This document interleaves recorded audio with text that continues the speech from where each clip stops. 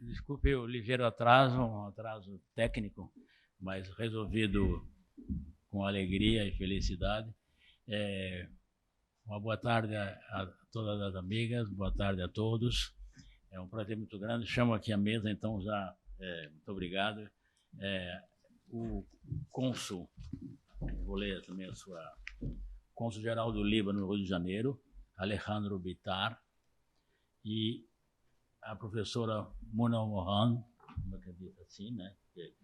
Na mesa, que é uma honra para a ABL ter nossos dois convidados, e uma honra podermos aqui falar do escritor Salim Miguel, premiado pela Academia Brasileira de Letras, e nós temos, então, essa grande alegria de podermos festejar a sua memória, a sua grande literatura, que, como sabem, a questão da arte ela é eterna. Eu passo logo mantendo um pouco a tradição.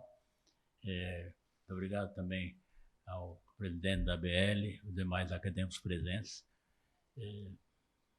Eu passar a palavra à professora Muna, que é doutora em Teoria e História Literária pela Universidade Estadual de Campinas, mestre em Letras e Estudo da Linguagem pela Universidade Federal Fluminense, integrante do Núcleo de História Contemporânea da Universidade Estadual do Maranhão, professora da especialização da Escola de Educação e Humanidade da PUC, Paraná, no curso de Geopolítica da Ásia, Conflitos e Debates, ocupa a cadeira 25 na Academia Líbano-Brasileira de Letras, Artes e Ciência, cujo patrono, justamente, é Salim Miguel. Pesquisa e artigos dedicados a temas relacionados aos estudos literários, à história cultural, Oriente Médio e Norte da África. Muito obrigado, professora Muna, pela presença aqui conosco.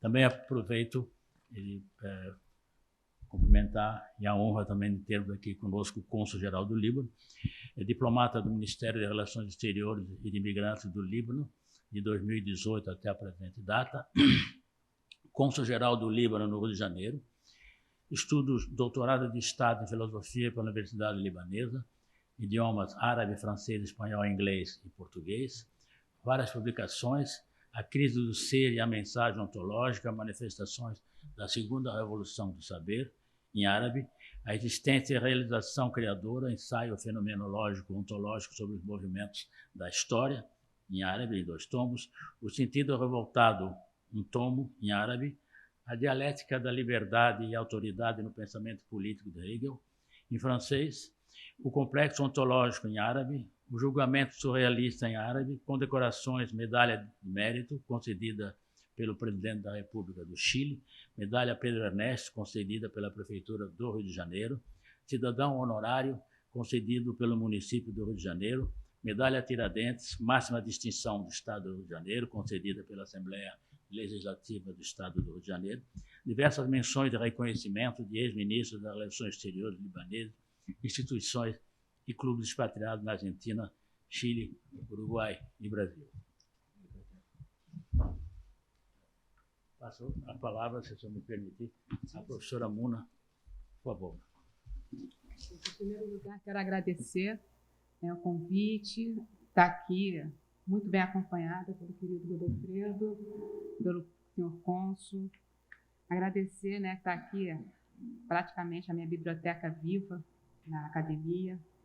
E estar aqui para falar de Salim Miguel toma um aspecto bem especial para mim. Eu conheci através de um livro, Nur na Escuridão, e a partir dali nós mantivemos uma correspondência, eu costumo dizer, nem tão... Obrigada.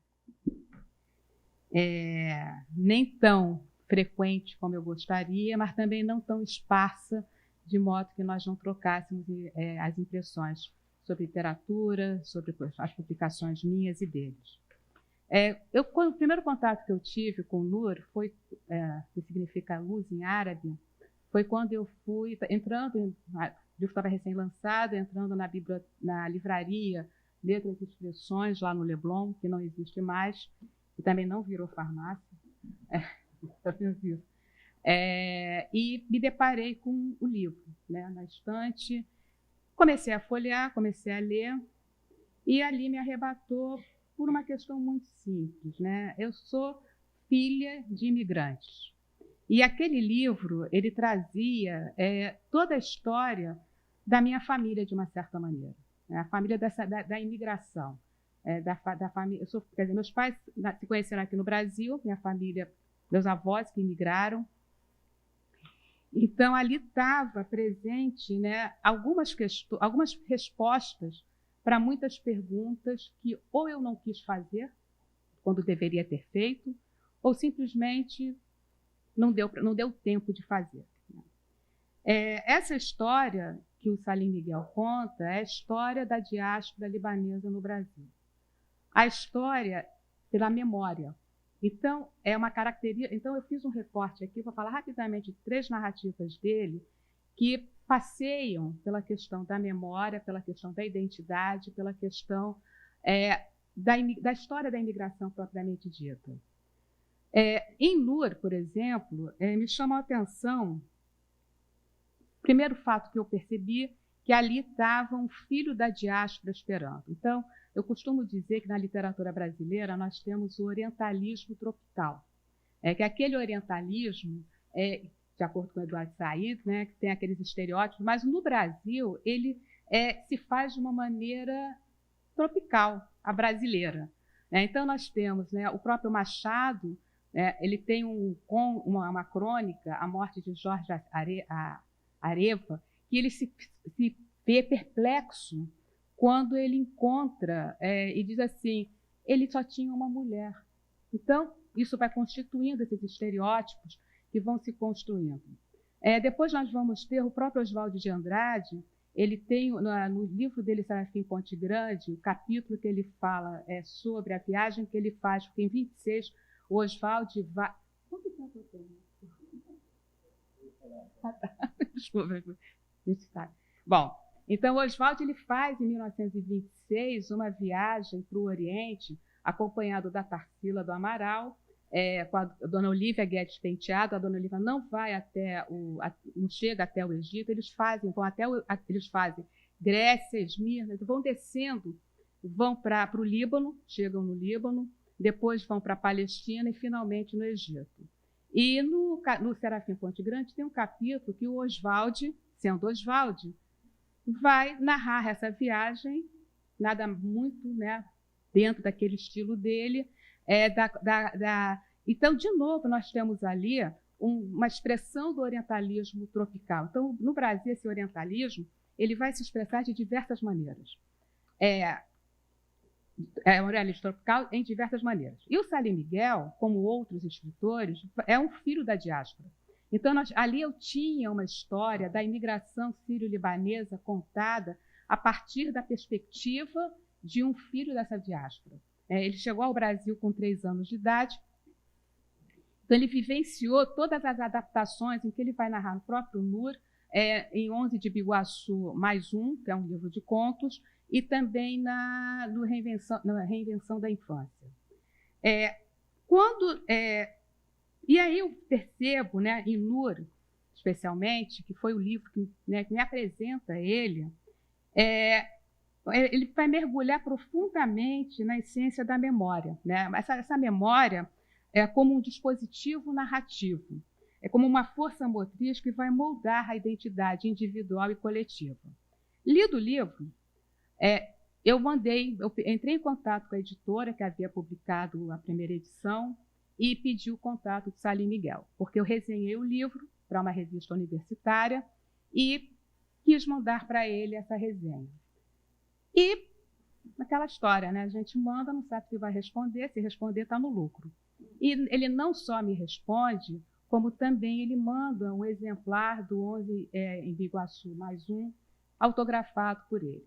E aí eu sempre digo assim, que aí nós começamos, eu, ele e a Iglê, sempre a Iglê, né, essa companheira da vida toda que ele teve, trocando várias impressões, né? Então, e aí às vezes eu ousava, mandava, né, um texto meu, e fomos levando, e nós mantivemos essa correspondência até praticamente os anos 2000 e pouco, depois ele se muda para Brasília. Ele, inclusive, era tão versátil que ele mandava e-mail, no final ele começa a mandar e-mail, ele entra na tecnologia e começa a mandar e-mail, né, usando a tecnologia, quer dizer, super, né? Eu pensei, nossa, que bacana, ele tão presente. Mas, quando a gente percebe em NUR, né, a reinvenção da infância e Encontro de Biguaçu +1, o que a gente vê é uma abordagem memorialista que ele vai estabelecer um pacto entre o leitor e seus leitores com essa possibilidade de revisitar, né, os eventos do passado para desenterrar, muitas vezes, verdades enterradas e resgatar experiências que, de outra forma, estariam perdidas no abismo do esquecimento.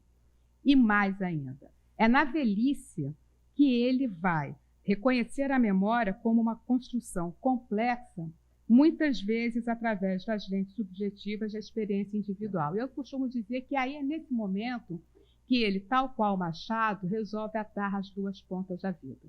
Então, nesses romances memorialísticos, ele faz essa, né, ele revisita, ele compreende e ele externa. E passagens ali que poderiam ser contadas por qualquer um que viveu a experiência do deslocamento. E aí eu estou falando em todos aqueles que são obrigados, por algum motivo, a abandonar o seu país. A imigração, né, aí me recorro ao Eduardo Said, ele coloca que a experiência do exílio é a pior de todas essas experiências de deslocamento, né? Então, o imigrante, e aí eu entendo que o imigrante também não deixa de ser um pouco um exilado. É uma outra relação, ele está indo por uma opção. Mas o sentimento de pertencimento é um pé cá e um pé lá. E esse sentimento desse semi-pertencimento de um lado e um semi-pertencimento de outro, ele está presente em todos que são filhos da diáspora. Todos que vivem essa experiência da diáspora dentro de sua casa, esses autores, eles vão trazer isso. A gente vai ver muito claramente no Milton Ratum, no Raduan Nassar e outros escritores que começam também. Então, com Raduan, que nós começamos a ter também essa narrativa da diáspora que nos vai dar elementos para poder compreender a história da imigração sem os famosos mitos, sem o famoso mito do tal acordo que ninguém nunca encontrou a assinatura de que Dom Pedro II tinha feito um acordo com o sultão do Império Otomano. Isso é muito bonitinho, é muito interessante, mas isso não representa a realidade. Fato é, Dom Pedro esteve no Oriente e botou lá. No diário dele, ele coloca e começa, a partir daí, a conhecerem sobre o Brasil. Eu costumo dizer, brincando, que o Dom Pedro II fez o seguinte: passa lá para tomar um café. Dom Pedro II era um carioca, né? Então, passa lá para tomar um café, não tinha necessariamente passar lá para tomar um café. E o libanês veio tomar o café, né? E aqui, então, compreendeu perfeito, entendeu, né, o jogo Dom Pedro. Bom, e aí nessa linha, né, do NUR da escuridão, o que eu vejo também no âmbito da história e da crítica literária, podemos atentar para o romance, né, para essas narrativas que o Salim Miguel nos traz, e nós podemos também compreender os encontros do Brasil com o Oriente Médio.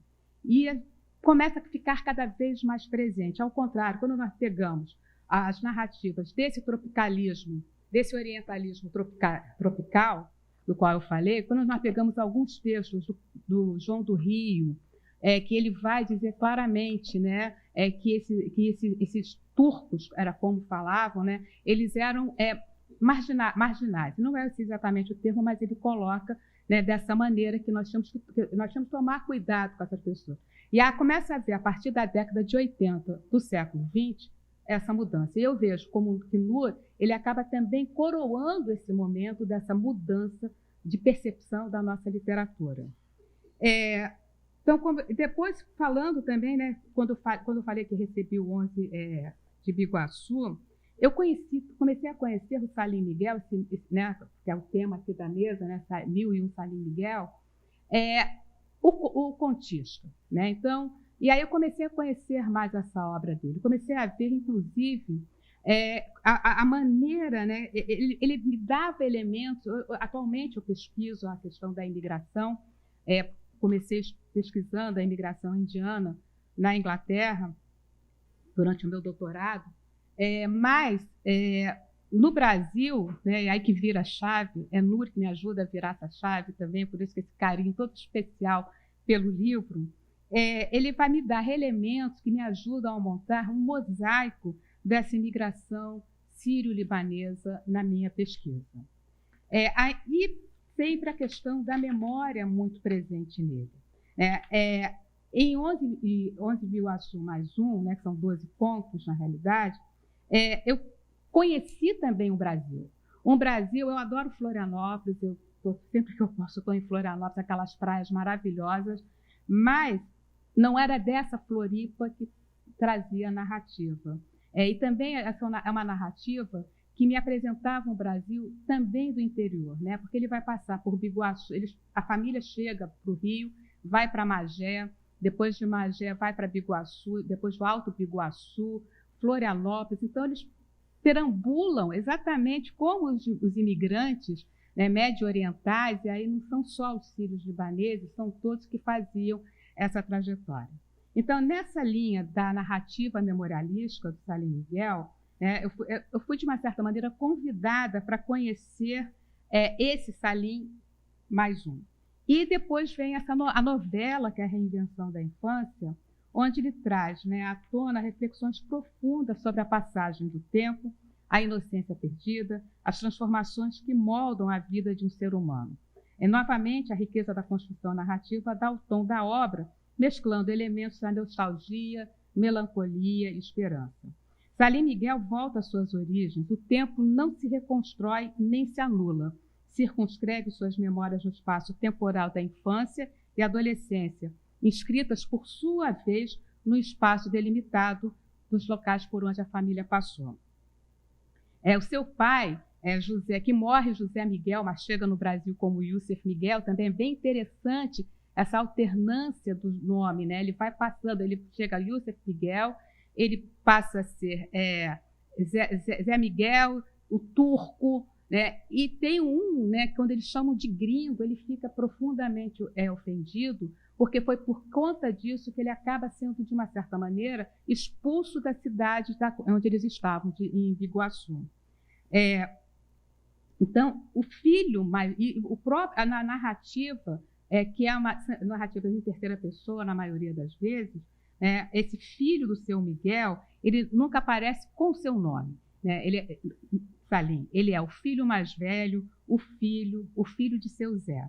E com ele reconstrói esse espaço dessa terra natal, seja pela rememoração da culinária árabe, né, que todo mundo aqui conhece, seja pela rememoração da cultura literária. E aí é importante ressaltar que, ao contrário de outros grupos imigratórios, né, os árabes que aqui chegavam, eles traziam em sua bagagem a cultura canônica da qual eles se orgulhavam, sendo essa muitas vezes um bem simbólico que diferenciava esses imigrantes internamente dentre si. E aí não são raros os intelectuais que veem nessas ondas migratórias. O número de jornais que nós temos aqui, no final do século XIX, nós temos jornais escritos no Brasil em língua árabe, né, que inclusive estão sendo pesquisados e estão sendo disponibilizados para os pesquisadores. E aí, novamente, a memória e a identidade são colocadas em debate. E aqui eu não poderia deixar de pensar, né, que é meu norte, o Walter Benjamin, né, para quem a memória não é simplesmente um ato voluntário de resgate do passado, mas sim um processo complexo no qual o passado irrompe de maneira involuntária em nosso presente, influenciando nossas ações e percepções de forma sutil e muitas vezes imperceptível. Nessa linha, não é uma entidade estática objetiva, mas sim um campo de forças dinâmico, no qual fragmentos do passado se entrelaçam com o presente de maneiras inesperadas e imprevisíveis. Assim como em Nur na Escuridão, 11 de Biguaçu, mais um, e Reinvenção da Infância, as histórias alimentam-se do duplo realidade e ficção, sendo uma reação ao processo de enfraquecimento do lembrar, no desejo de resgatar o passado para não deixá-lo desaparecer definitivamente e, assim, reativa zonas épicas da memória. Salim Miguel mostra uma profunda sensibilidade para a interconexão entre passado e presente, reconhecendo como eventos históricos e culturais continuam a ecoar em nossas vidas contemporâneas. Sua narrativa não apenas recupera os eventos do passado, mas também os reinterpreta à luz das preocupações e ansiedades do presente, oferecendo insights perspicazes sobre a natureza mutável da memória e sua influência na construção da identidade individual.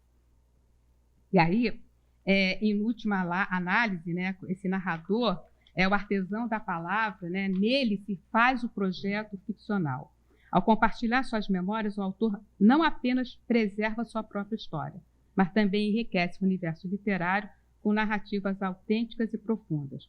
Nesse sentido, a obra de Salim Miguel se destaca não apenas pela qualidade, mas pela maestria da narrativa e também pela capacidade de conectar-se de forma profunda e autêntica com os leitores, convidando a refletir sobre suas próprias memórias e experiências. Em última análise, pela obra de Salim Miguel e pela que conversávamos, pude perceber pelo que nós conversávamos, né, nas nossas correspondências, pude perceber a importância das questões identitárias, apresentando uma visão emocionante sobre a experiência humana. Assim, em tempos em que os deslocamentos parecem ter o seu único meio para a preservação do humano, paradoxalmente aumentam os muros para impedi-los. A voz do escritor líbano-catarinense é um convite para abraçar o passado como uma parte vital da nossa experiência humana e reconhecer sua presença constante em nossas vidas. Muito obrigada.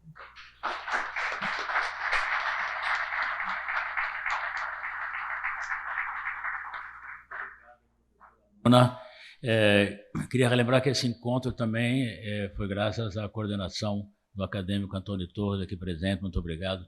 Também informo a presença do filho do Salim Miguel, Antônio Carlos, aqui presente também. Muito obrigado pelo carinho e pela presença. Passo então a palavra ao cônsul do Líbano, por favor, a palavra. Buenas tardes. Voy a disculparme porque mi portugués es un poco fraco. Voy a tratar de utilizar palabras portuguesas en mi español. En realidad, bueno, primero quiero agradecer la invitación, el presidente de la academia, los académicos, a invitarme a esta honorable institución que representa la inteligencia cultural, científica, artística de Brasil. En realidad, yo no soy un experto en Salim Miguel y no soy un estudioso de su literatura. Pero yo quiero hacerme ahora una pequeña introducción para una metodología de la construcción del ser, de la comprensión de Salim Miguel. ¿Cómo construimos el ser de la comprensión? Porque siempre hablamos de comprender el ser, pero no hablamos de cómo construir, a la manera de Deleuze, el ser de la comprensión. Por eso, discúlpenme porque quizás va a ser un poco fastidiosa la introducción, pero esa es mi especialidad. La falacia es un pensamiento erróneo, incorrecto, pero que se considera correcto. Los naturalistas consideran que todo lo natural es bueno. Y si abrimos un conjunto y lo tomamos un conjunto y lo llamamos el conjunto del bueno, en mayúscula, encontraremos dentro de este conjunto una infinidad de buenos. Esta falacia, por ejemplo, podemos considerar el placer, podemos considerar la salud, podemos considerar el progreso económico, podemos considerar la esclavitud. en la época pasada, en la época de los griegos, porque era normal, natural. Bueno, hay una infinidad en ese grupo mayúsculo de buenos, del bueno, que son los buenos. El filósofo inglés George Edward Moore escribió un libro que se llama Principia Ética en 1903 y habla de esa falacia, la falacia naturalista, y considera que si vamos a determinar un conjunto infinito y definirlo, nos caemos en una contradicción. Ustedes saben que el matemático famoso Kurt Gödel habló del sistema de incomplitud o el problema de la incomplitud. Yo me estoy hablando de esa falacia naturalista para hablar de otra falacia, que es la falacia dualista, que empezó con la modernidad de Descartes, utilizando dos temas importantes, res ens extensa y ens cogitan, cogito ergo sum. Y así dividió el pensamiento del Occidente en dos partes importantes, la parte del espíritu y la parte de la materia. Y para facilitar mi introducción, voy a llamar la primera parte sujeto y la segunda parte el objeto. Si utilizamos la metodología de Derrida, la deconstrucción, y la aplicamos al concepto de sujeto, ¿qué encontraremos ahí adentro? Encontraremos una infinidad de sujetos. No un sujeto, una infinidad de sujetos.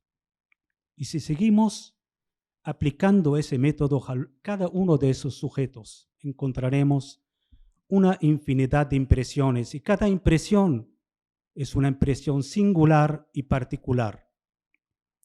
Y si aplicamos el mismo método al objeto, al concepto de objeto, encontraremos una infinidad de cosas.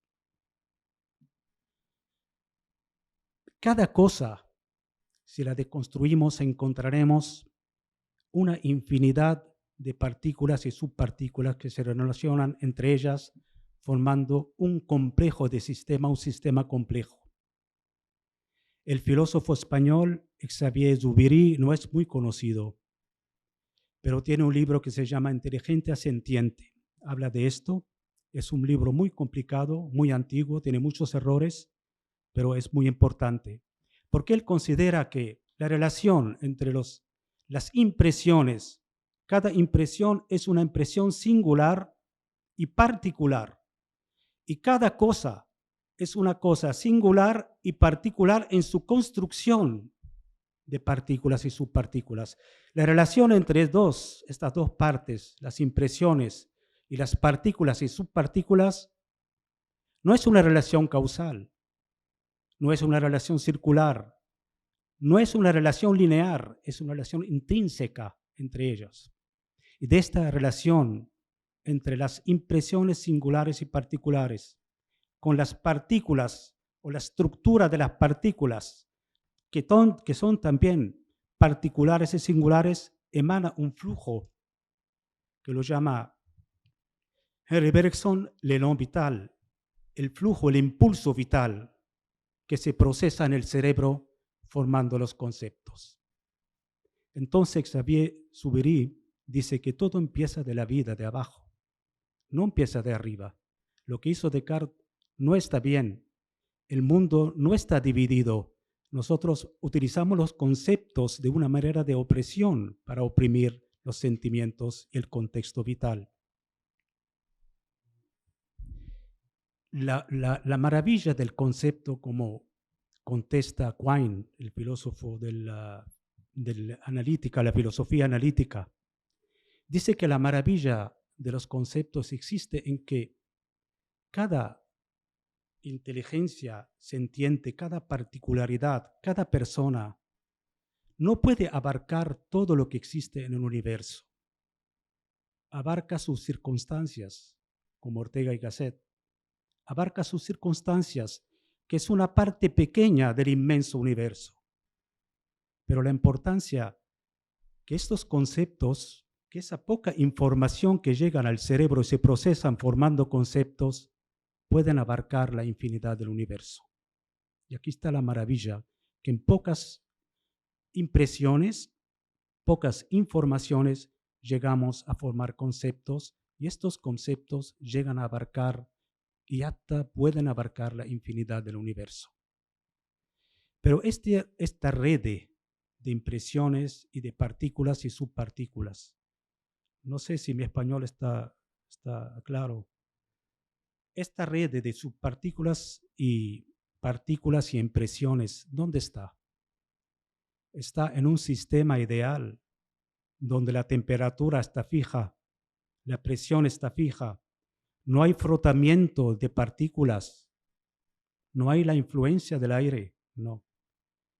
Ese sistema, que lo llamaré yo la inteligencia sentiente de cada persona, está en un contexto. Y el contexto es un sistema complejo de fenómenos económicos, políticos, culturales, religiosos, hasta químicos, físicos, cosmológicos. Este contexto lo llama Husserl Lebenswelt, el mundo de la vida. Pero este sujeto particular, ¿cómo está en este mundo? Ahora voy a llegar a Salim Miguel.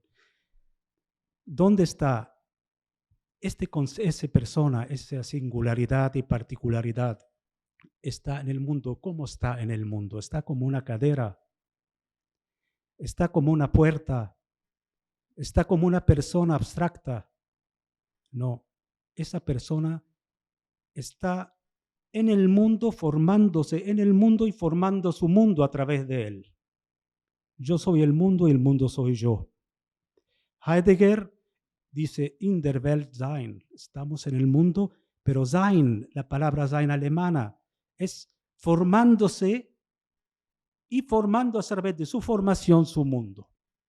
No es como una cadera que estamos en el mundo. Nosotros somos el mundo y el mundo somos nosotros. Y esta persona que está en el mundo está con el otro. Y utiliza la palabra Heidegger, mit sein. Y este otro y esta persona está destinado hacia la muerte. Y utiliza zum todet sein. Estamos destinados a morir.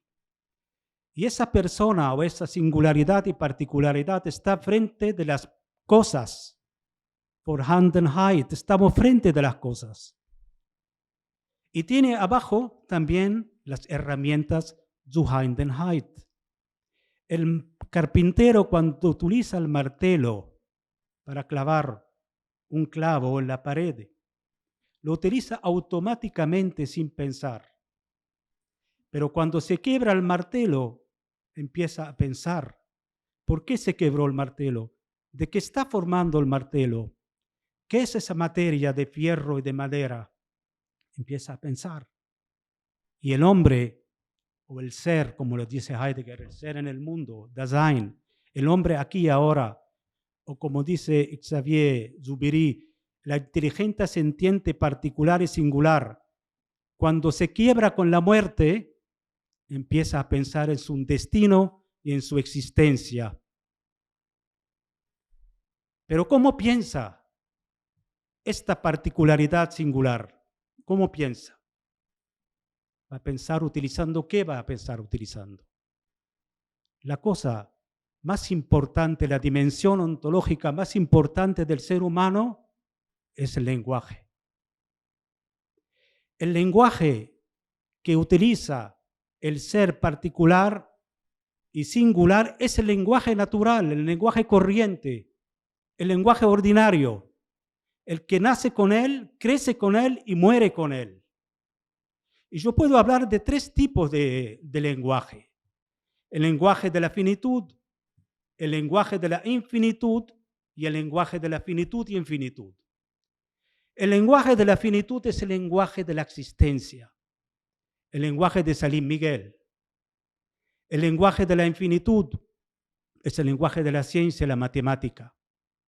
Pero eso no quiere decir que ninguno de los dos, el lenguaje literario, no tiene contacto con una tendencia hacia la trascendencia, el infinito, o el lenguaje matemático no tiene contacto con su existencia utilizando los símbolos y las palabras.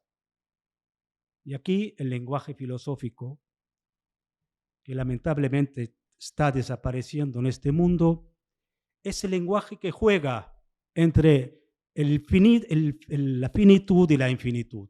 Brinca de la finitud hacia la infinitud y viceversa. No se puede hablar de filosofía si no hay un juego, una danza dialéctica entre la finitud y la infinitud. El lenguaje de Salim Miguel es el lenguaje de la finitud de la existencia. Pero ¿cómo leemos Salim Miguel? ¿Qué es la metodología de leer Salim Miguel? Podemos leerlo científicamente, gramáticamente, lingüísticamente, históricamente, haciendo comparaciones con escritores o hablando de su biografía. Esta lectura se fija en lo escrito, en lo que se ve. Pero hay otra lectura mucho más importante, o para no decir más importante, igual, porque las dos son importantes. Es la lectura hermenéutica. La lectura hermenéutica, como dice Gadamer, y antes de él Schleiermacher, y antes de él, y también del Tei. La lectura hermenéutica, dice Gadamer en su libro Método y Verdad, dice que el texto de cualquier escritor, y el texto aquí de Salim Miguel, tiene un horizonte.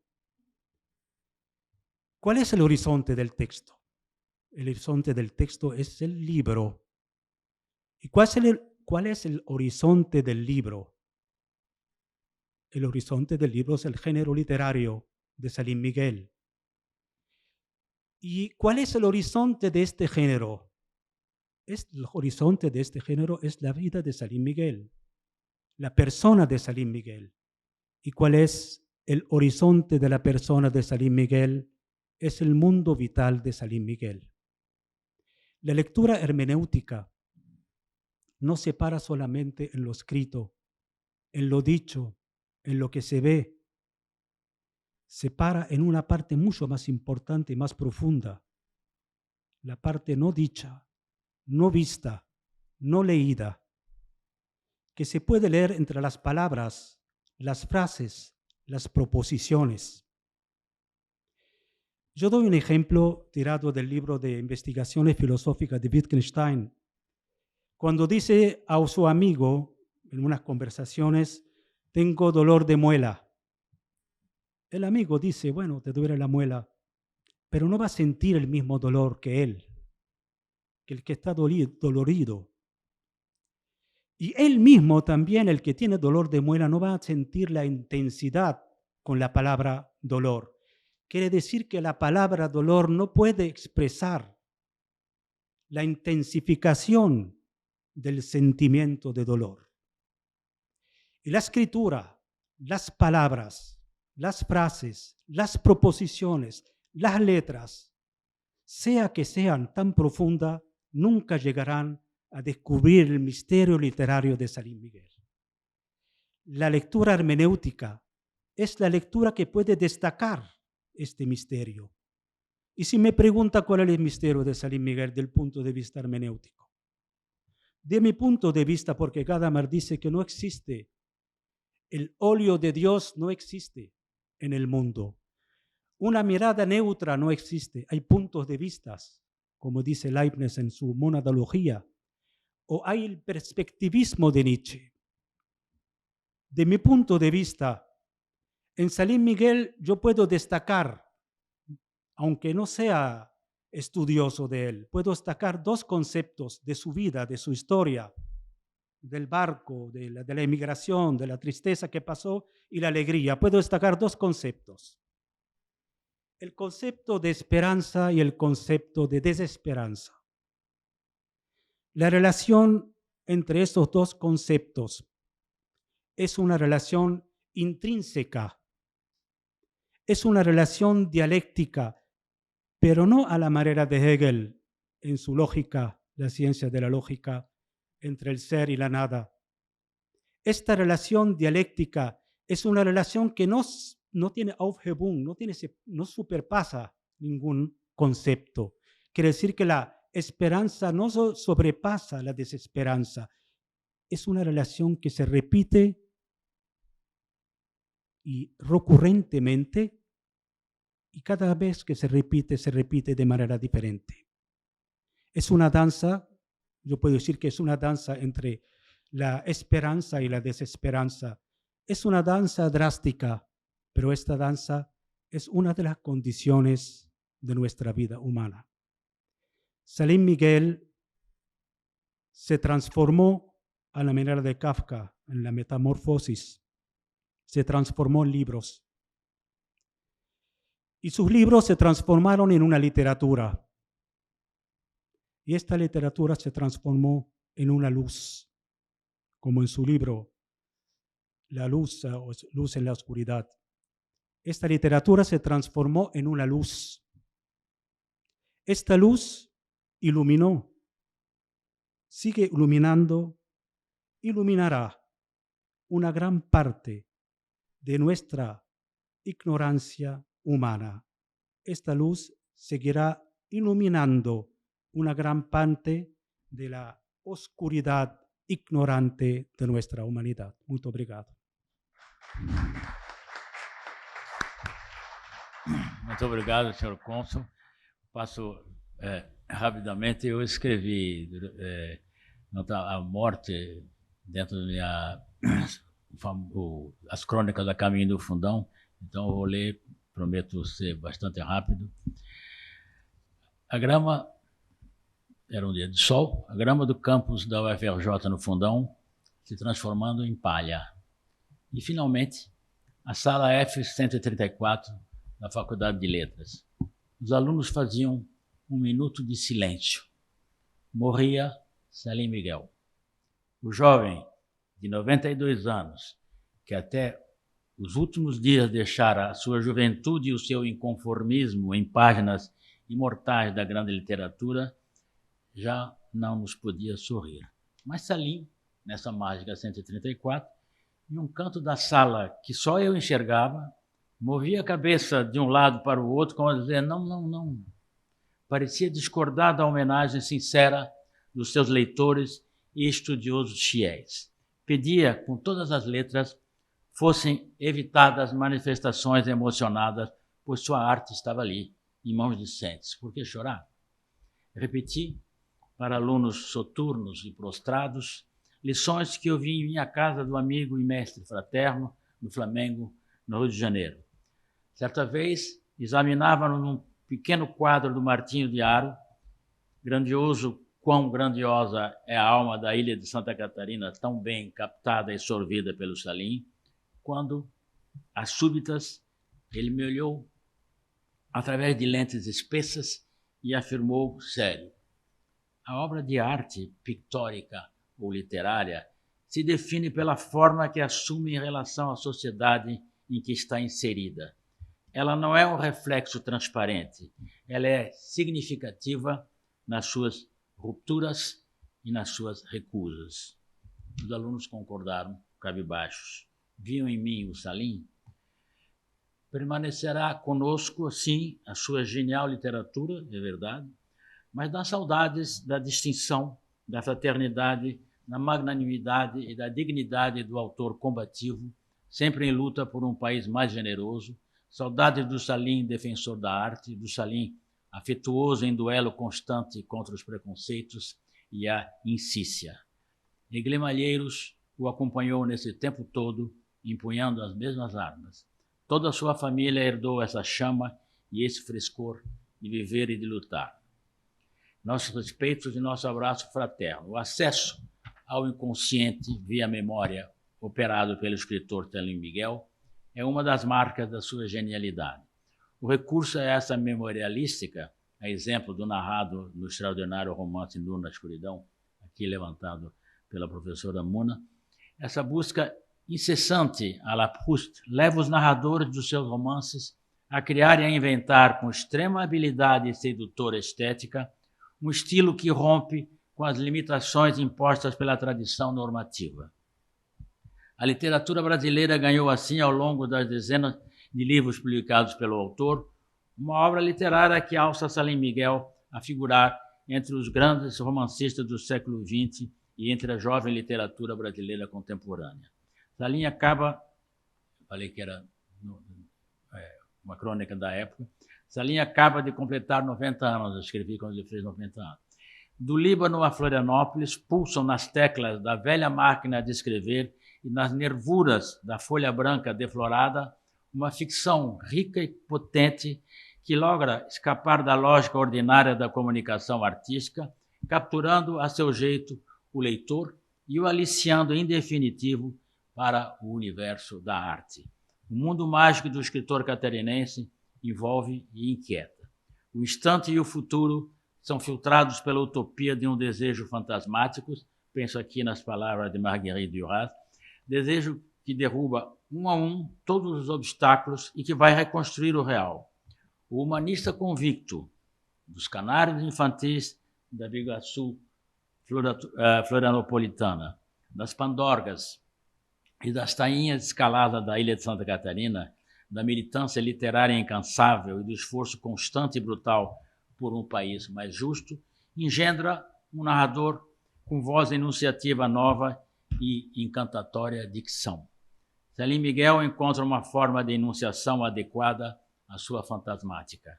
O leitor mergulha nesse mundo projetado e liberado pelos personagens tecidos por ele e busca, de braços dados com o romancista, seu próprio mundo desconhecido. Obrigado.